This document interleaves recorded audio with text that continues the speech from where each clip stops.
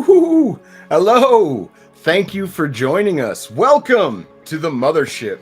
I'm your host, SPG, and we're joined by the lovely Sierra Rose Hey and guys. LoFi Monk. What's up? How you doing, LoFi? Oh man, I am pumped about tonight's show. We were going over some things backstage and I was having to keep from I was having to hold it in. I'm saving it for now. Saving it for the stage. Absolutely, man. Well, hey, I want to just start, LoFi. When's the first time you were exposed to the UFO phenomenon? Where it grabbed your interest or when you started to learn about it? This is kind of weird, but it was X-Files. And it was because I was like, oh, this is awesome. And then you find out, oh, wait, there's a little truth to this. And then all of a sudden it's like, well, then you dig a little deeper. And then the internet was born. And it's a rabbit hole from there. Absolutely. Well, we've had UFOs all throughout history. And now they've classified them as UAPs. The government has even stated that these things exist, that they are in our atmosphere, buzzing over our naval ships and all that stuff. So there is a reality to this subject, and the rabbit hole goes deep. It goes extremely deep. That's funny, Jeff. But yeah, the rabbit hole goes deep. So what we're going to do is we're just going to start off by exploring the phenomenon itself, the craft, and then we're going to go into some UFO phenomenon, some up close and personal experiences. What's the first thing that comes to your mind, bro, when we start talking about UFOs? The first thing that comes to my mind is Area 51. Area 51? Yeah, that's the first thought that pops into my head. Yeah, which then would lead you to Bob Lazar. For all of you that don't know, Bob Lazar is a quote-unquote scientist that was hired to go work on alien reproduction craft, which is... I see what you did there. is a reproduction alien craft, which would be like an alien spaceship that crashed that somebody would research, try to figure out how it worked, and then reproduce that with our materials and our technology. This guy supposedly worked out at Area 51 on these crafts. Now, LoFi, what do you think these things are, man? I don't know, man. You see different reports and you hear different stories, and it kind of like I have different theories, right? I have one I believe some of these are from a distant place, but I think a lot of them are from just alternate dimensions. Like they're us from another timeline or another, like just another dimension. That's pretty interesting. A lot of people believe that we started to be visited or started seeing alien spaceships or this phenomenon after we started dropping nuclear bombs. And I believe once we achieved fusion. Yeah, that's what a lot of people believe. But this phenomenon's been with us way before. Even right before the bombs were dropped during World War II, they saw Foo Fighters, which were balls of light that would travel alongside and chase our fighter pilots and our bombers during World War II. Now, we always thought that it was special weapons that the Nazis were using against us. When the Nazis would see them, they thought that it was Allied special weapons. And it was neither of us.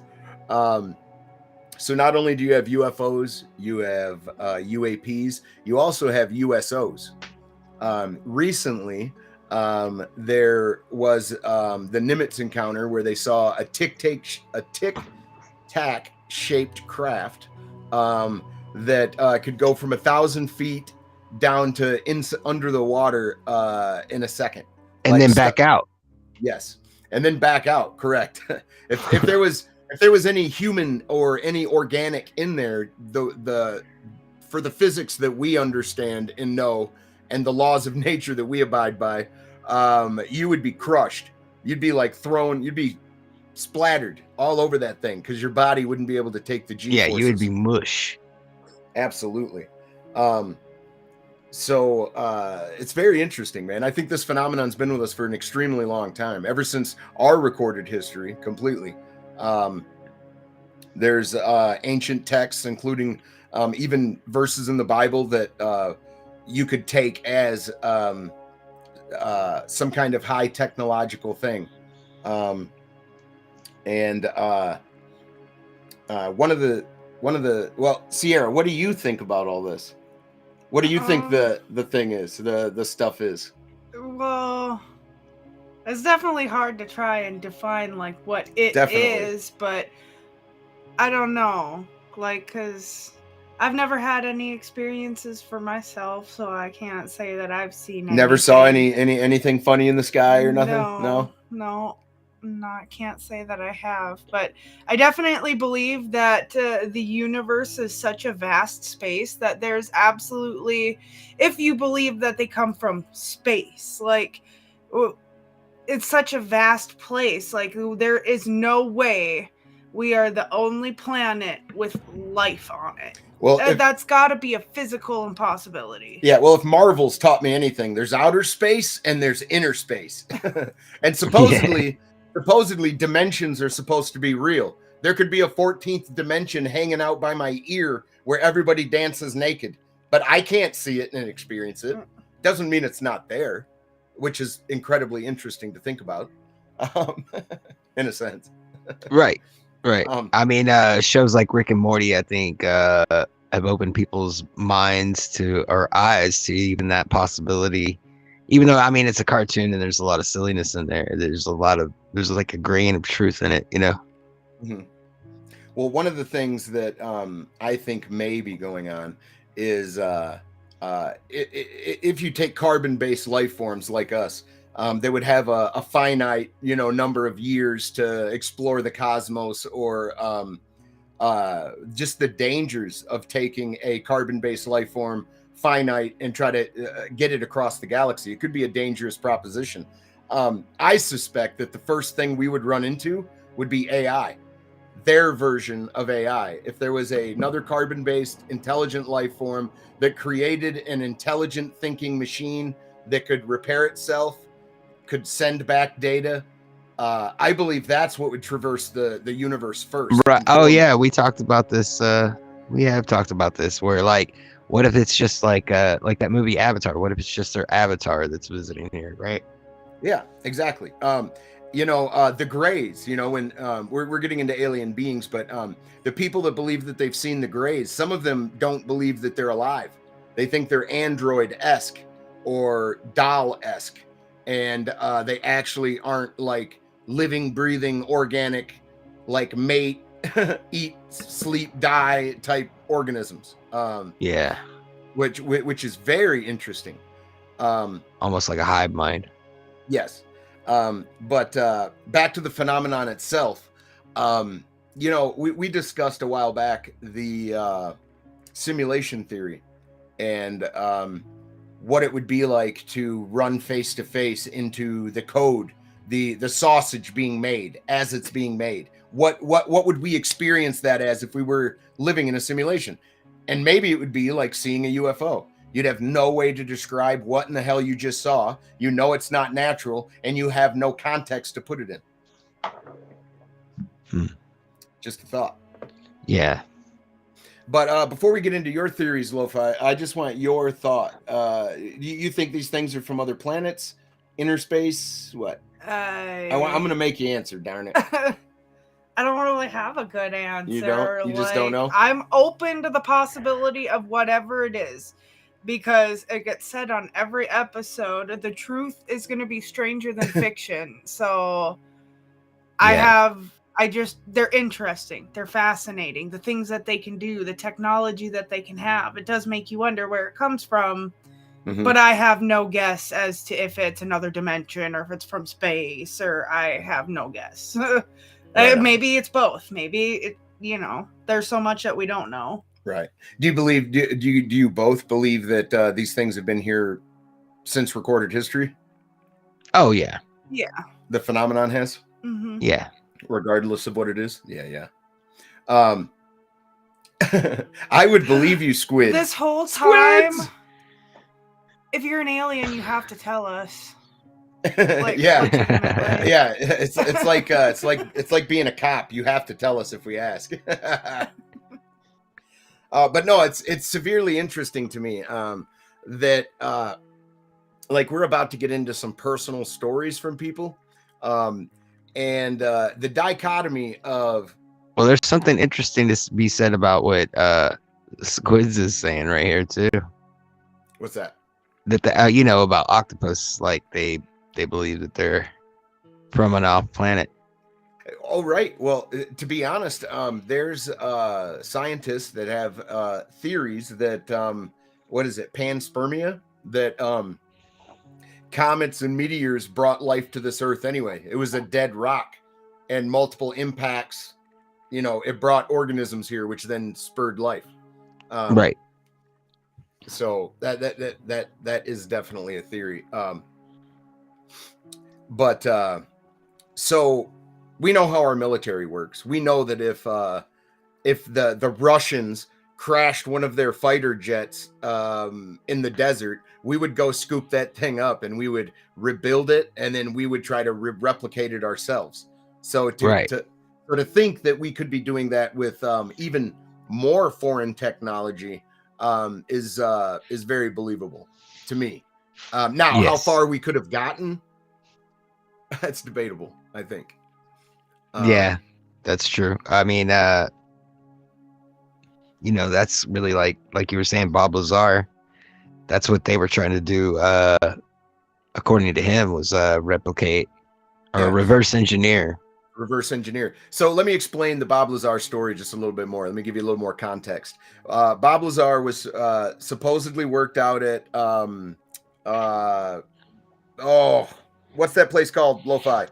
Los Alamos. Yes, Los Alamos. He supposedly worked at this Los Alamos lab, and he built rocket cars. That's been in the newspaper. He is a scientist, but supposedly he got a job out there in the desert working at Area 51. But he wasn't. He even got on the Janet flights. There's these white airplanes that have blacked out windows that get flown out to Area 51. There's literally real employees that go out to Area 51 every single day.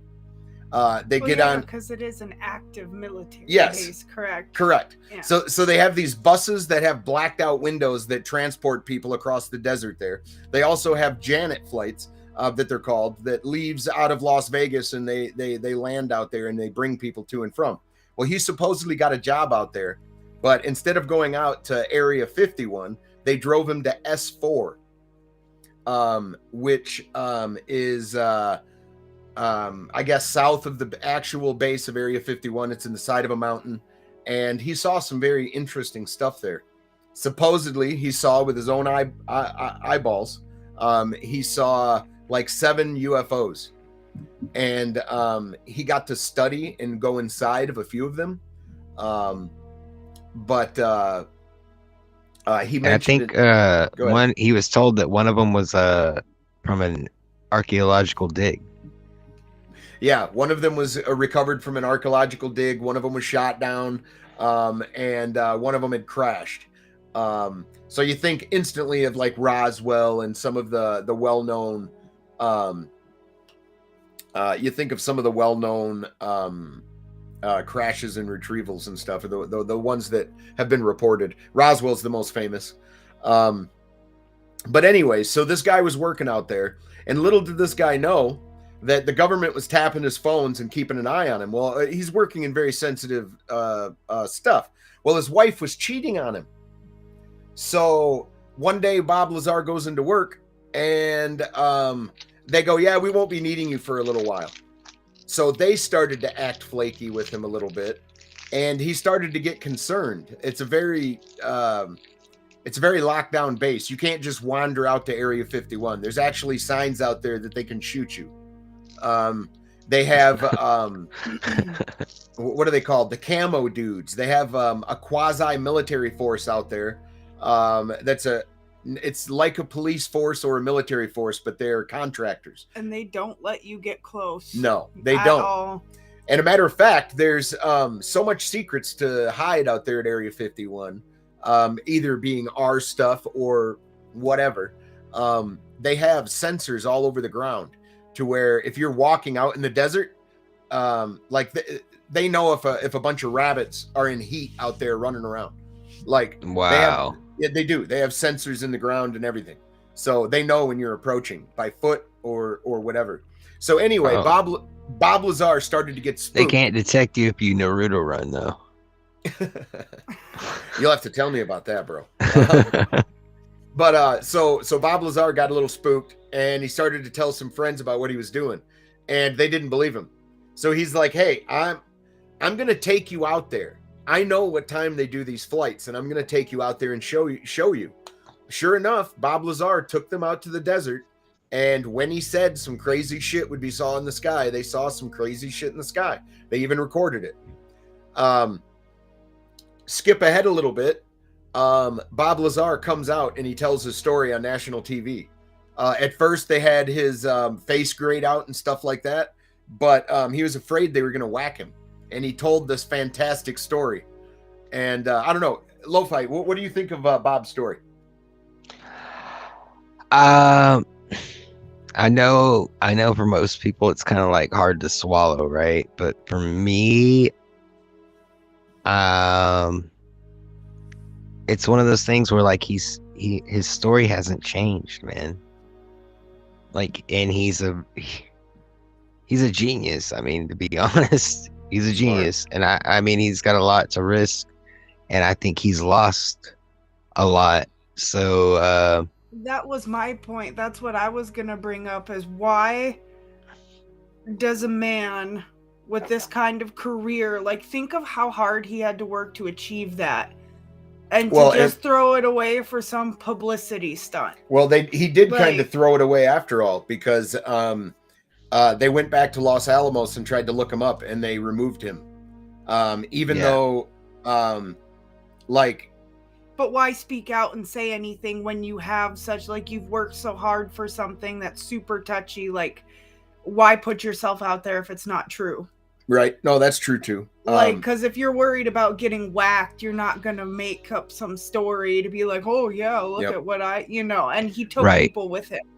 Well, like, we're going to delve into some abductions here soon and some personal stories that people have reported on. But I just want everybody to remember and realize one thing. Like, if somebody isn't pulling your leg, they're not outright lying, they're not misrepresenting what they saw, not seeing correctly what they thought they saw. Like, if none of those things are taking place, then what they're telling you is a reality. Now, definitely take everyone's story with a grain of salt and all that stuff, because all these stories are stranger than fiction. But remember that there's millions of stories, and all it takes is for one to be real for it to be a reality. And if this stuff is a reality, it's quite scary. That means that there are beings out there in the universe that can fly around our airspace at will, take our animals at will, take you in the middle of the night, and you don't even remember it. They can implant thoughts in your head. They can show themselves to you in whatever is the most comfortable, like, thing that you would like to see at the moment. Like, it's scary stuff. Right. If that is a reality. There would be literally no stopping them, really. There would be no stopping them. Like, think of the government. The government has admitted to UAPs. That is the phenomenon of the aerial shit they're seeing. That is not saying that there's aliens. That is not saying that there is little green men inside them things flying them, which I doubt anyway. But they're just saying that the phenomena is real. But if the phenomena is real, then the other might be real. And it's a very scary thing to try to wrap your mind around. But we're going to jump into a few. Well, do you believe we're defenseless?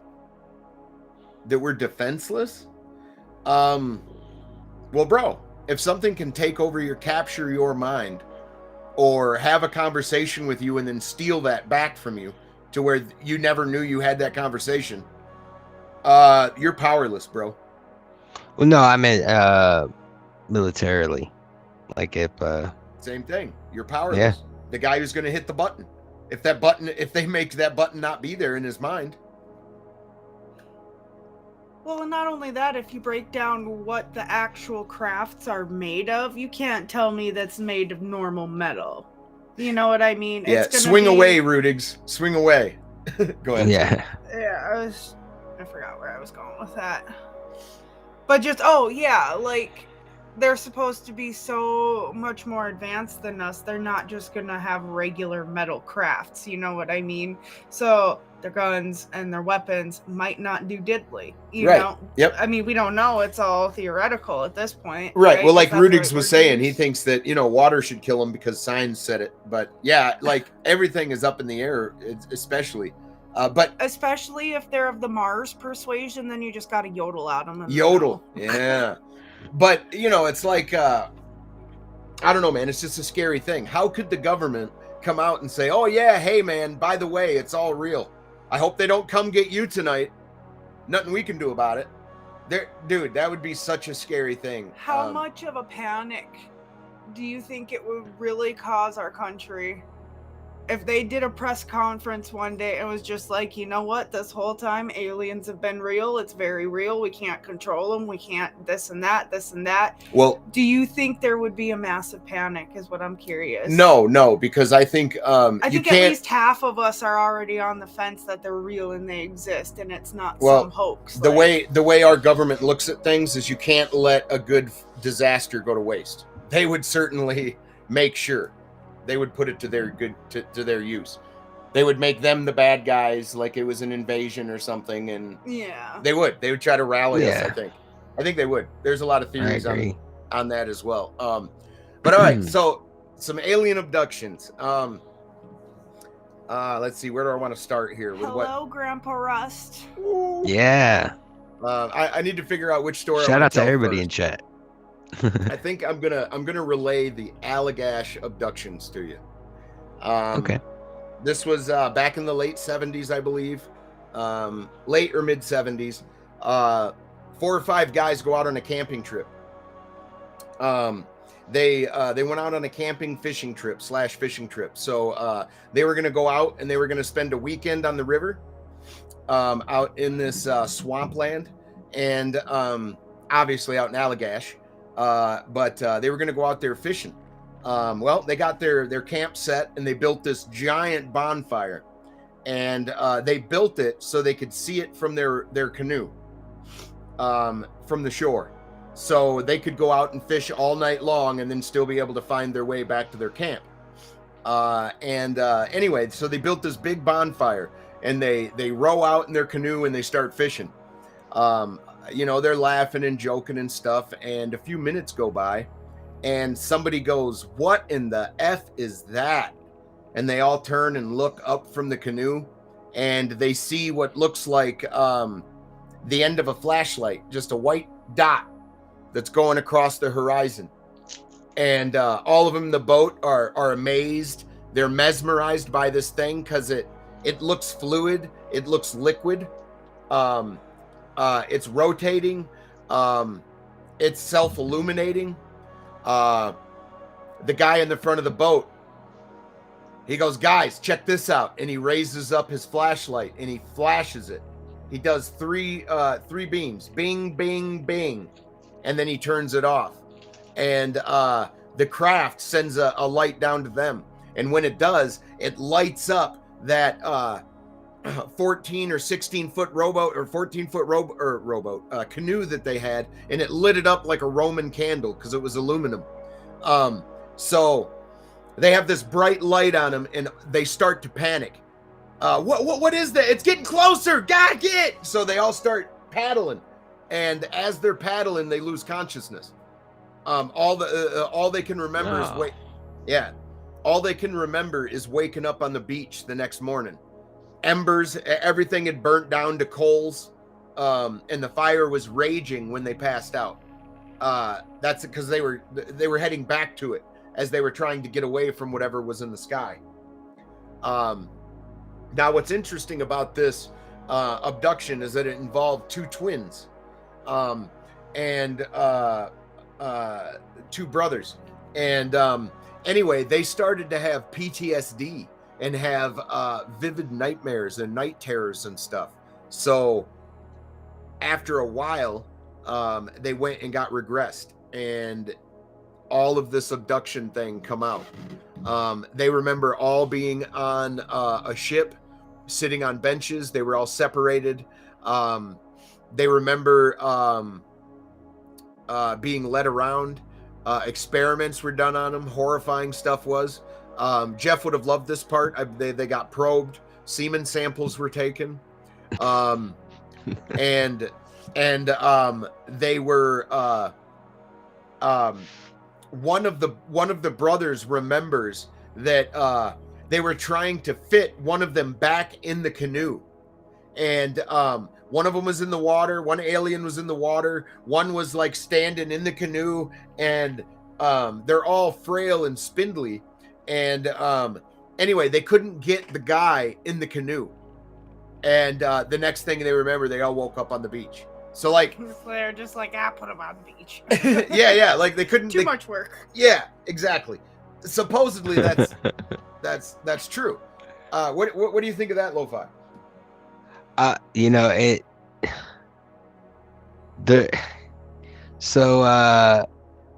it reminds me of the a lot of people are probably familiar with it as the Fire in the Sky story, with all the guys that got it. Yeah, that's his name, Travis Walton. And he's spoken out a lot more recently, but it's a very interesting story, and it's kind of similar, but that one was different because with that story, everybody was returned except for one guy. Yes. Yeah. Why don't you go ahead and retell that story? Well, I don't really remember what was going on. I don't remember if what were they hunting or logging? No, they were loggers. You want me to tell it? Because I do remember. Yeah, go ahead. All right. I'll butcher it. Travis Walden and 5 guys were lumberjacks. They were clearing this certain acre of wood up on a mountain. And they all worked real hard that day. And coming down the mountain at night, they all saw a bright light on the mountain. They didn't think too much about it. They kept driving down. They thought some hunters had started a fire or whatever. Anyway, as they keep coming down the mountain, man, they realized that it wasn't no fire. And as they got closer to the light, they all saw the driver slammed on the brakes, and they saw that it was a UFO. So picture a logging road with a clearing on the side. You know, a logging road, and let me try to get my hands in there. A logging road with a big clearing on the side. There was a saucer floating, and there was down trees and a big stump. And anyway, Travis, being the daring dude he always has been, like as an example, 2 summers before that, they were driving down the road, and there was a grizzly bear in the road. He jumped out, a grizzly or a black bear. Maybe it was a black bear. Anyway, he jumped out and he scared it off into the woods. Like stuff normal people wouldn't do. You know what I mean? Just to give you an example. Well, when this truck slammed on the brakes, everyone's like not believing their eyes. They're all discussing, what in the F is that? Is that from science fiction? Is that a flying saucer? And Travis Walden jumps out of the truck. He runs right up to the thing. He's I'm gonna go touch it. Yeah, I want to touch it. Yeah, so he's about 10 feet from it, and take it, not taken for granted, he's underneath it, but he's still about 10 feet from it. Well, he's hunched down by that log and that tree, and this thing is like got a rocking motion. It started to make a noise, and Travis stood up to turn to run back to the truck because he started to get scared because he thought something was about to happen. Sure enough, there was a blinding arc of light, and it looked like something discharged off the craft and knocked Travis 20 feet back into the woods. And the way that his body crumpled when he hit the ground, his mates thought he was dead. Well, they're in the truck. They're terrified. They tear ass down the mountain. Let's get out of here. They get all the way down to the mountain, and the two of Travis's close friends in the back, they convinced him to go back. They said, it ain't right. It ain't right. We're leaving him there. If he's dead, we got to go back and get him. So they go back to the site where Travis was knocked back from this flying saucer. And when they get there, Travis Walden is gone. They can't find him. There's no flying saucer. There's no more fire on the mountain. There's no more Travis Walton. He's gone. So they go down the mountain. These men have to call the sheriff. What do? Your mate is gone. You thought he was killed, and now he's missing. So they call the sheriff, and they got to relay the story. Terrified, scared what they'll think, they call the sheriff, and they get him down there to tell the story. They polygraph these men. The sheriffs think these men killed Walton and buried him out there on the job. They think that they're going to go find his body bloated out in them woods. That's what the sheriffs think. So they detain the boys, and they start searching for Travis. 3 or 4 days go by, and nothing is found out in them woods. On the fourth or fifth day, maybe I don't want to get it wrong, but it's the fifth or sixth day, Travis shows back up. Now Travis, I'm going to give you his story in just a second, but he woke up laying down in the road, and as he stood up and looked up, he saw the craft leaving. He was dropped off on a road. He walked 2 miles to a payphone and called his stepbrother or his brother, and he came and got him. Then Travis had to go to the police and tell them what happened. Now Travis's story is even crazier than what those loggers went and told the sheriff. Okay? And this is what I mean by, it just takes one person to tell you this stuff and to not be bullshitting you, to have it be a reality. And it's a scary one. So what Travis Walton experienced is he got hit and he blacked out. He woke up on a table. He thought he was in the hospital. He thought he was in the hospital. There was a light above him, and he felt like people were around him working on him. And he was having trouble breathing. His chest hurt. He had like a rod or something over his chest, and once his eyes came to and he was able to focus, he saw the grays, pretty much what you would describe a gray alien as. It terrified the shit out of him. Their dead eyes, doll-like. He freaked out.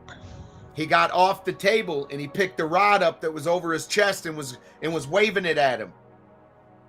The things left the room. Travis is terrified. He doesn't know what's happening. He starts wandering around, and this is his story now from his own words or whatever. He starts wandering around, and the hallways he was going down was shape-shifting. Like it was a real strange environment. He made it into a room that had a chair in it. And he was so terrified of those things that were working on him, he thought one of them was sitting in that chair. And it took him 15 to 20 minutes, he said, to slowly work his way around the circle, the angular room, to see if something was in that chair. There wasn't nothing in the chair. As he's looking down at this chair, there's a pedestal that looks like controls. There was another thing that looked like a star chart that he messed with. But behind him, he got a tap. He turned around startled, thinking he was going to see another one of those gray aliens. It was not a gray alien.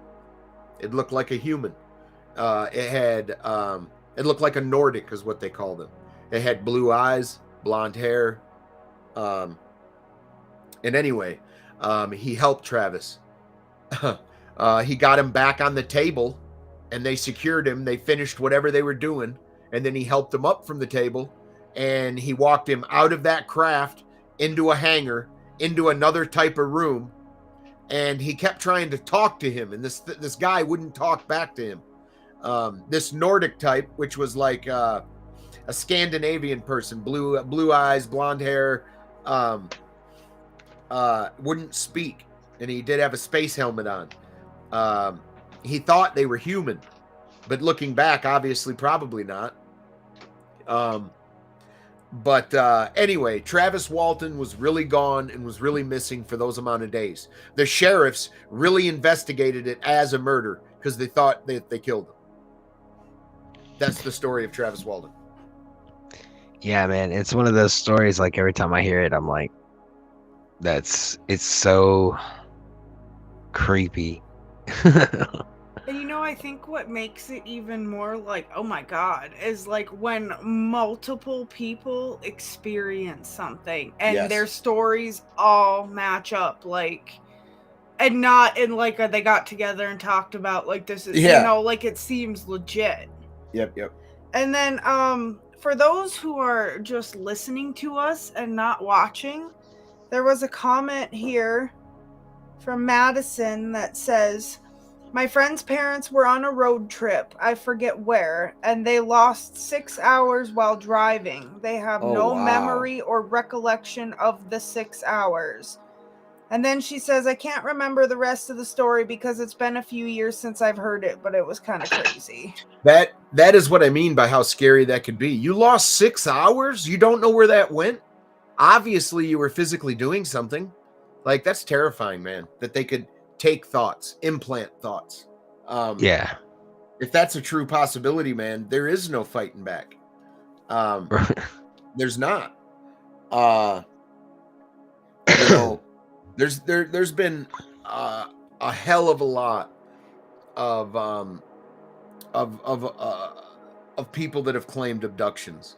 All different kinds of walks of life.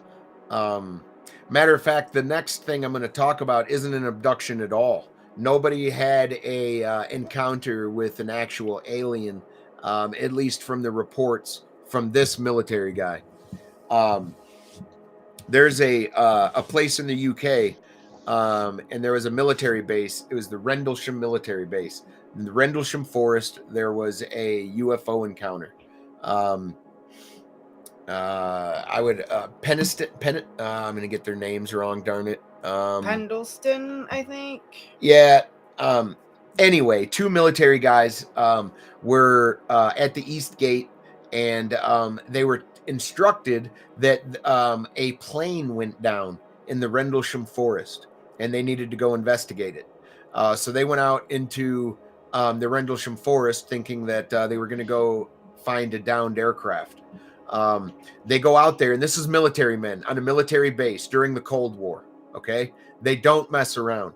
As a matter of fact, on this base, there was unlawful nuclear ordnance stored on the UK soil during that time on the Rendlesham base. It wasn't supposed to be allowed, but they were there. But anyway, so these two military men, they go out to go look at this downed craft or go find it. As they go out, their floodlights, because they kept lighting the area up as they were going out, their floodlights kept shutting down. Their radios stopped transmitting back, so they had to create relays. It was real weird. But once the guy got out there, Peniston, I think his name was, he saw a spacecraft. It was landed. It was shaped kind of diamond-esque. He walked around it. He gave a diagram of it. He put notes down of what it looked like, and he was forever changed by this encounter. But so he put it all in a report, and this guy, he had to go march, and it took off. This craft took off. John, this guy, he touched the craft too. That comes in later, but he did touch the craft. But so this craft ended up taking off. He had to go back and write a report on what he saw out in the woods. What took him 8 hours or 6 hours? What were you doing out there in the woods? He had to go write a report and tell his commanding officers what he had experienced, show his notebook, all of that stuff. All of it. And it's just incredible. Well, it was the talk of the base for a little while. Right. And of course. Yep. And it was Christmas time, and they were getting ready to throw their party. Well, the lieutenant commander of the base, I forget his name. Lieutenant Colonel James I. Holt. Holt was the colonel, yeah. So he was on duty, and they came to him and said, "Sir, it's back." He said, "What's back?" They say Whoa. the UFO, it's back. And this commander said, "Bullshit. I'm going to go out there and I'm going to put this to bed. All y'all are drinking out there or getting fruity out there. I'm going to go find out what you're doing out there in the dark." So this colonel goes out there with a whole battalion, and he sees some shit that he cannot explain. He's got an audio recording of seeing this thing throb and rotate like an eyeball. And it explodes and then reappears. Very, very, very wacky, crazy shit. A big white light went off, like a photograph. You know, the old photographs where they'd have the big flash. Yeah. That happened, and when the flash died down, a whole craft was laying on the ground. Oh. Like a whole bunch of crazy stuff happened. And he's got it all on recording, not video recording, audio of him explaining everything that's going on. Now he had to take that back, being the colonel of the base, and give that to his superiors. Who does that? So, but at the beginning of the story, you were saying, what did they have there stored illegally? Nuclear ordnance. And like you said at the beginning of the show, these things seem to be attracted to these areas and these things.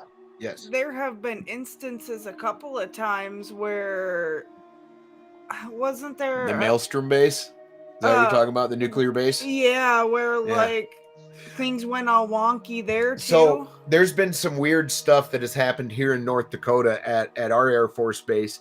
But there's I think it's in Minnesota. I think it's called Hailstrom. If I'm remembering that correctly. But as LoFi was insinuating that these UFOs are kind of drawn to our nuclear power or our nuclear ordnance. We had a nuclear missile silo out at Maelstrom or Hailstrom. I don't know which one, but we had not in our state anyway. No, it wasn't in North Dakota. It was in Minnesota. Okay, I think it's Minnesota. But anyway, they had like 8 or 10 nuclear missiles, right?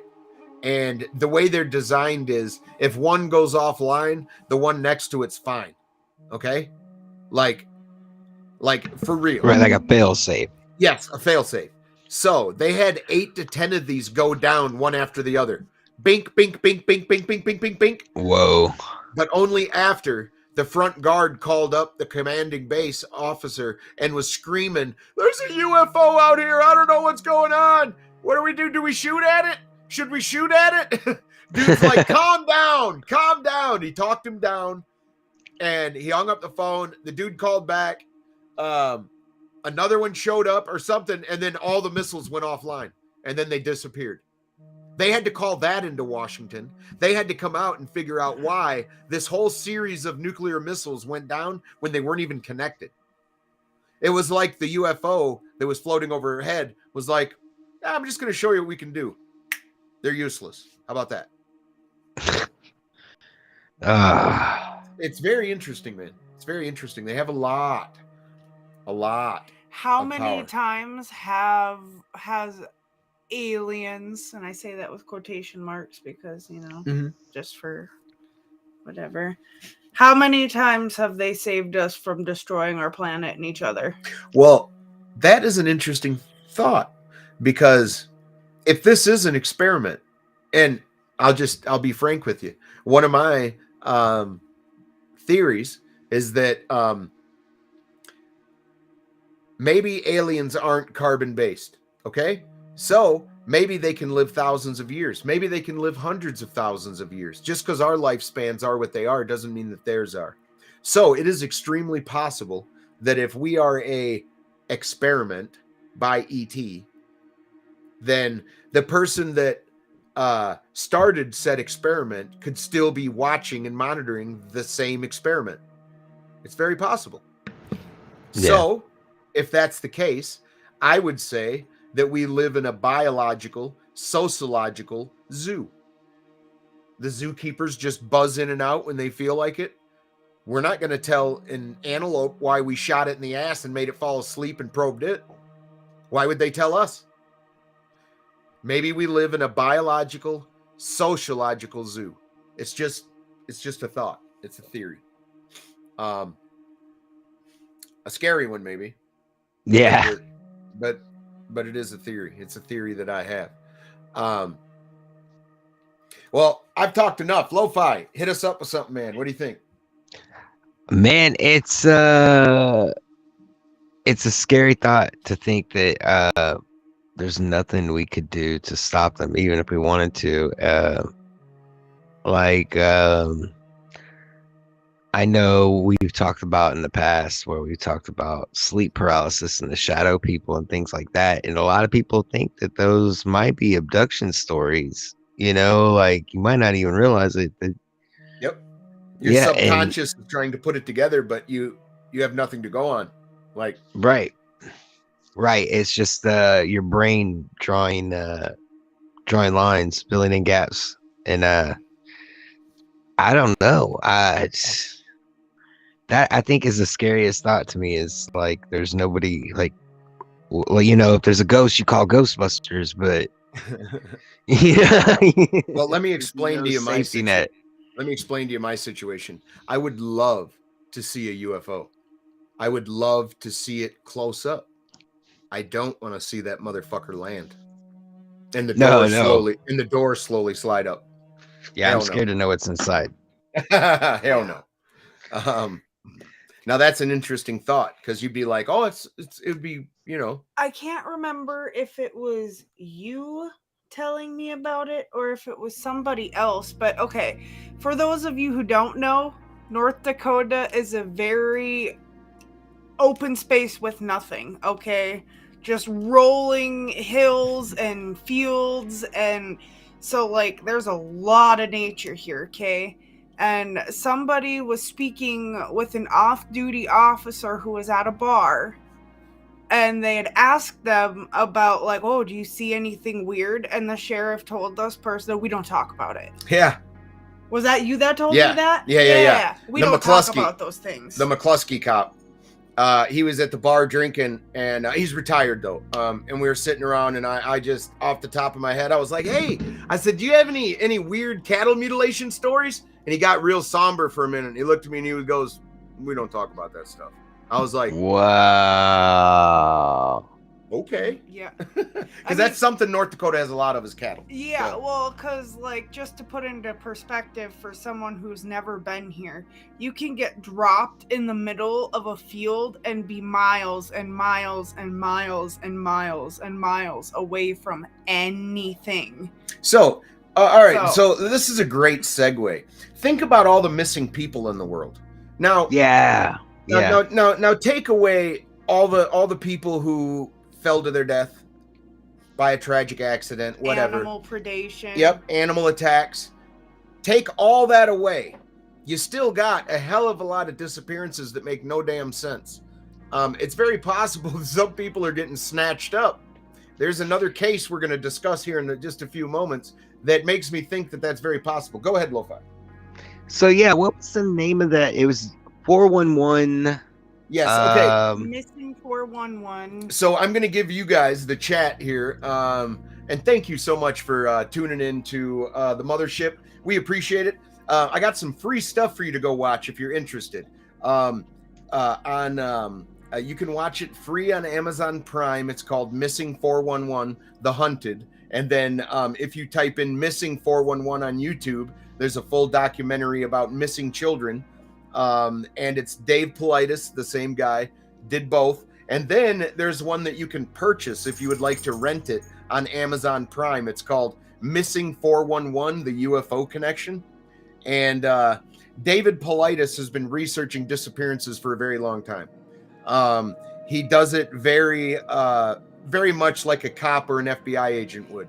Can I Yeah, interrupt real go quick? ahead. Okay, and so the thing about how, like, what David Paulides does is he takes a disappearance and I mean, any disappearance is horrible. So we're not trying to make light of any of that Yeah. because, real people suffer for that kind of stuff. But Yeah. it's not just your run of the mill, like, disappearance. You know what I mean? At first, it seems like it, but then he really breaks it down to you in a way that, like, there are just some instances I'm like, there is no way it could be anything else. Like, there really isn't. Like there's times when somebody is walking with a young child or an adult and they turn their back and walk 10 steps, turn around and they're gone. Never saw again. 2 seconds they were turned Now that around. sounds dumb and sounds like that cannot happen. It happens. Now you'd think like, okay, a bear grabbed him by the face and ran off into the woods. Well, there would be blood. There'd be a struggle. You'd scream. Yeah, he said that there was like certain distinct markers of these different cases. Like one By was like water? there'd be by water, Grand field. no scent left behind, like Yep. No like scent. It'd be by a whatsoever. boulder field, a granite or a boulder field. Here's the one that absolutely gets me, you guys. Okay, and it happens to quite a few of them, where people search and search and search and search and search an area, and they look it over really good. And then if the body is ever found, it's found in an area out in the open that was searched previously many times. Even sometimes they find them still surviving Yes, in still spaces they've alive. already looked. Yeah. So it's really strange. They'll find people or their bodies in places that they already searched with canines and everything else, like they weren't there at the time. We of love the you, search. Grandpa Rust. And even children in the Missing 411, the free one you can watch on YouTube. I suggest all of you check that out. Yeah. A child disappears from his family in the woods or in the countryside. This baby Dior, I think his name is. No, that's Dior was one. never found. Oh, okay. But this child was found like over a mountain range away.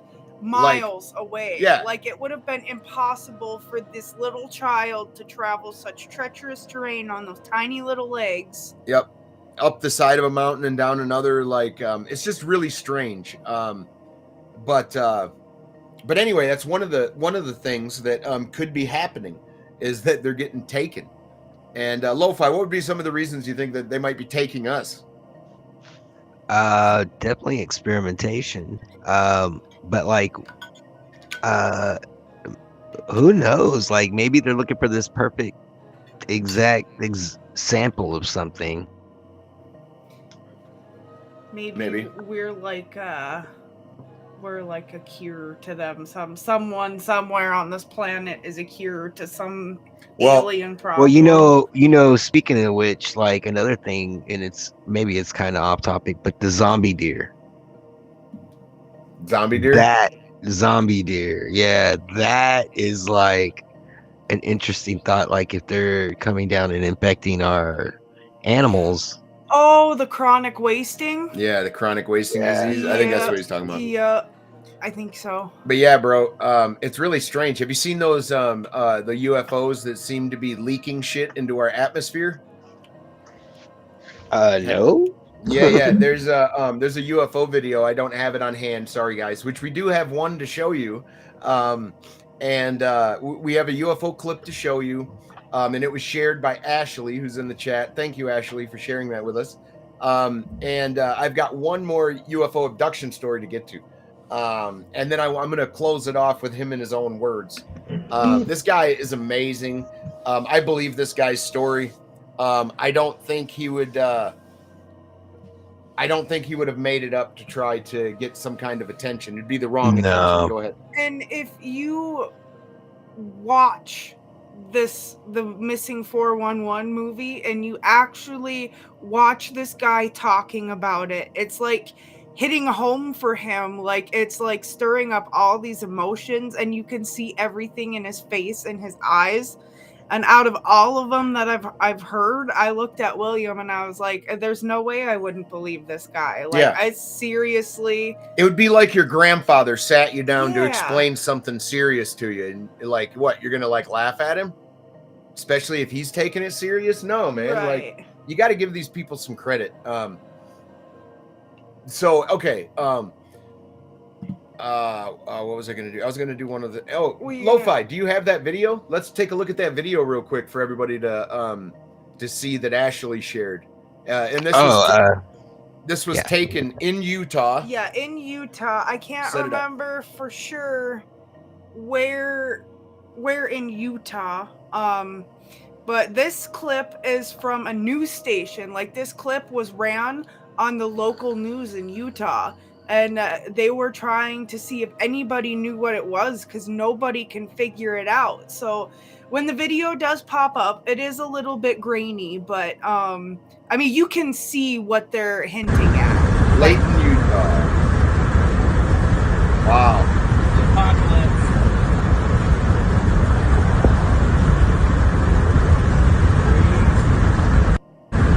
It is grainy because it's a cell phone. Play it one more time. That looks like a bracelet suspended in the air, man. That looks incredible.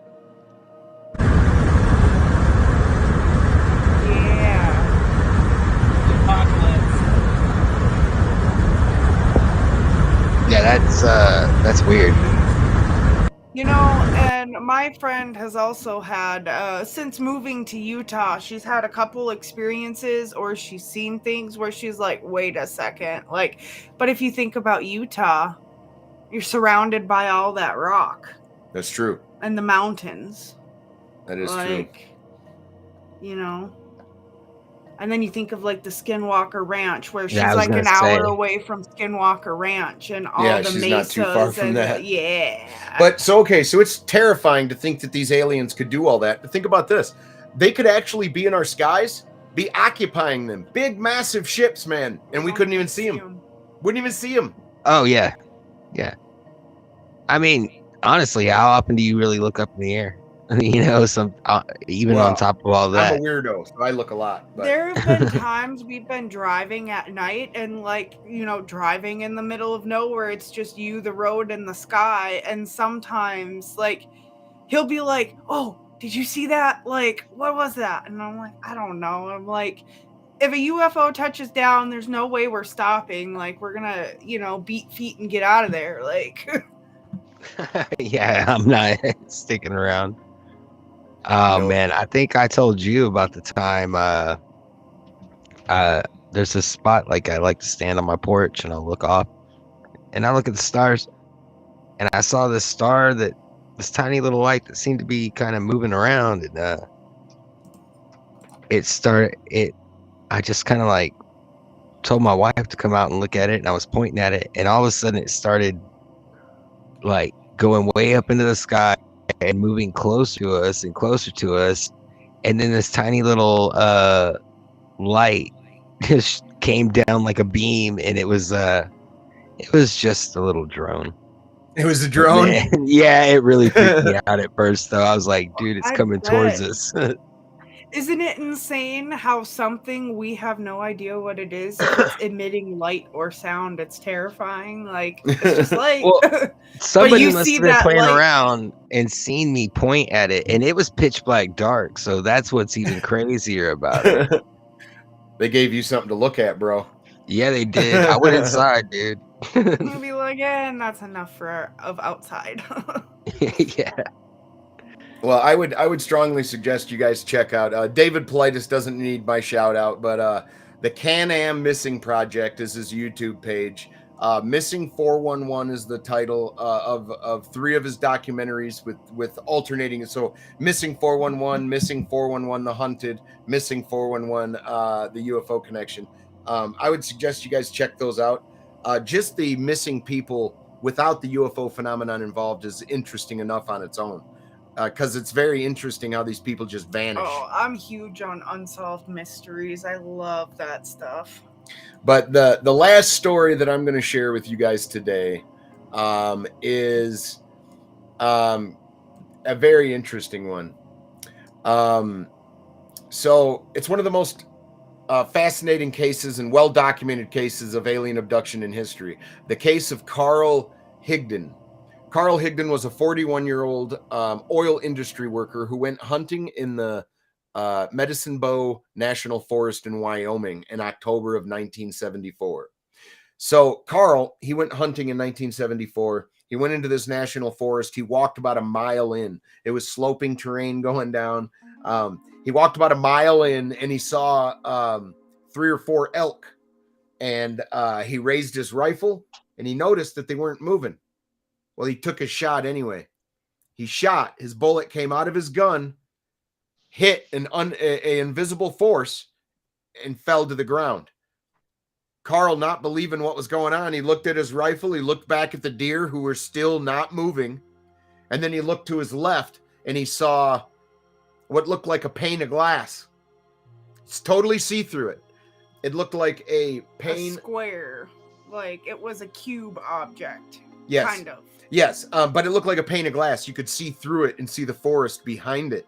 And that's such a weird description. That even that part of the story was like the rendering they showed during the documentary was a weird, and I don't know. I've never heard anything like it, but it was definitely a spooky. Yeah. So spooky it looked like a vibe to it. glass. It looked like a glass box that you could see through. And while he's checking out this ship, craft, whatever it is that he's experiencing in front of him, he hears a voice in his head, and somebody comes off to the left, and it was a creature, or a guy. He called humanoid, if but you want to describe it that way. It had hair like straw. It was all in black. It did not have a left hand, and in the right hand, instead of a hand, it had a cone, like a very, very weird, like, description of an alien. Like, the descriptions of the stuff that he saw, he would not have been able to see on TV, even if he was, like, trying to make up a wild tale for you. Like, yeah, nobody is talking about invisible ships that you could just see through, like a pane of glass, you know? But anyway, so this creature asked him, "Are you hungry?" He said, "Yeah." And it gave him some pills. He ate one of them, and he said, "What are you doing here?" In his head, and he said, "I'm hunting." And he said, "Me too." He goes, "You're here for the elk too?" He said, "Yup." And he followed him, and the next thing he knows, he's in the craft, and the deer are in the craft as well. Like, they still have his deer, his elk. Yeah. That he was hunting. And he's asking him about his elk. He's asking this guy questions about, where are you from? He's getting actual answers from this thing. I believe he said his name was Ozo. Ozo. Yeah. Ozo. Like yeah. Ozo. Yeah, he said his name was Ozo. And the strange thing is this guy was giving him information. I'm going to read some more to you, but I'm going to relay the story a little bit more first. So supposedly he can see out of this craft that he got inside of, and he can see the deer. Anyway, he started to see they left the earth pretty much. He saw the earth turn into a ball and get further and further and further away. They took him somewhere, and when they got there, they put him behind a screen. And when he got behind the screen, the aliens got upset. They said that you're not right. You're not what we're looking for. You're going to have to go back. And he said, "Well, how am I going to get back?" And he goes, "Someone will pick you up." That's what he said.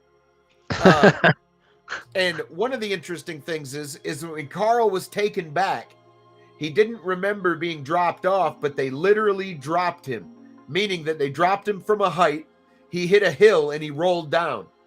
Wow. Anyway, Carl, after his wife his wife thought something was wrong because he didn't return home or whatever, or she had a premonition. Because he would never hunt alone. That was the thing. Like, him and his wife would always hunt together. And she said that he decided to go off on his own today, and that was very unusual to begin with. And then she got like a call, like he's in trouble. I wonder if that was Ozo.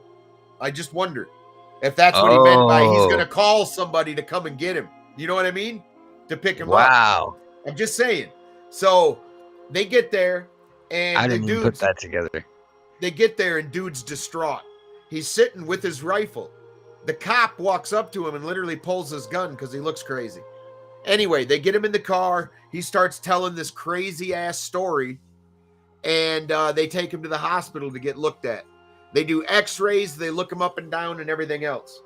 Well, the crazy thing is that when they told him that he wasn't right, he had to go, he figures it was because he had a vasectomy, that he could not have kids. And if he could have had kids, they might have kept his ass. They could have. Now, that is very interesting when you're thinking about missing people and other stuff like that, and the phenomenon all alone. But one other element in the case, he had tuberculosis when he was a young man. He had scarred lungs. After he got behind that screen and he was returned, he had clear lungs. Yeah, his actual x-rays were clean because his wife asked the doctor about the spots on his lungs, and the doctor was like, what spots? Yeah, what spots? So, all right, I'm going to go ahead and finish reading this, and then I'm going to play a clip of this man talking. It's not a video clip. It is audio from the movie, Missing 411, The UFO Connection. You should go check it out. It's a great, great movie. Look up Missing 411, the Can-Am Missing Project. That is an amazing thing as well. But I'm going to leave you with his own words, and the pictures you're going to see is a picture of Ozo, a picture of him and his wife when he was young, when it happened, and then a picture of the newspaper article referring to the incident. So, all right, let's go ahead and do that, Lo-Fi, and we're going to end it there. Thank you so much for joining us for this episode of the Mothership, man. We're so happy that you joined us. Yes. And we thank the Evolution Enlightenment Network for partnering with us and distributing the show. Thank you as well. A huge shout out to the chat. Thank you guys for sharing your time with us, viewers, chatters. Thank you. Thank you for the stories that were shared. Ashley, thank you for the clips. And I just want to say, if you catch any more weird stuff on video, go ahead and send it to me because we want to see. Yes, and as a matter of fact, if anybody in the audience would like to share any story or tale they have, please share it with us. It's not going to get scoffed at. We'll take it serious and we'll actually read it. We would love to hear from you and your guys' experiences. Because here in our world, the truth is stranger than fiction. That is absolutely true. All right, let's roll that footage, Lo-Fi. All right. And what did he do? He was a psychologist. And he was with the University of Wyoming, and he studies UFO people, contactees. He could not say that he actually believed him, but he couldn't say that he did not. Carl took a lie detector test. In fact, he took, 3 or 4 of them. What were the results of those? He's telling the truth as he believes. I don't know what other people think. If they don't believe it, they don't have to. I mean, everybody's their own opinion. I know what happened to me.